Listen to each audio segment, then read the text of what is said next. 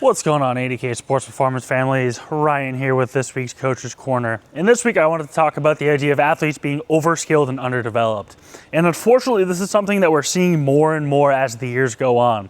And what I mean by this overskilled and underdeveloped thing is athletes that have really high levels of sports-specific skill, so whether that be shooting a basketball, throwing a baseball or football, shooting a lacrosse ball, a hockey puck, etc., and a very low level of development, meaning these athletes can't do a single push-up, they fall over and they're doing a squat, they can't do a pull-up.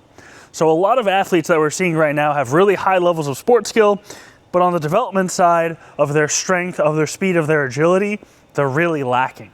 And unfortunately, what this is leading to is a high incidence of injuries.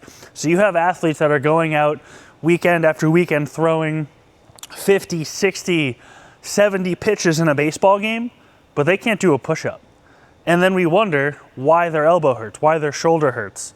And the reason is because they're overskilled and they're underdeveloped. They could be a great pitcher and go out every weekend and play a great game, but unfortunately, their lack of development is ultimately going to lead to them getting injured and potentially have a career-altering injury where they're no longer able to throw a baseball or whatever their sport may require. So we need to focus on developing our athletes in their overall development as opposed to their sport skill, so we can kind of level those things out and reduce those risks of injury. So if you want to keep your athlete healthy and avoid being overskilled and underdeveloped, feel free to reach out. I'm happy to chat about how we can help your athlete raise up that development to level out with that sports skill.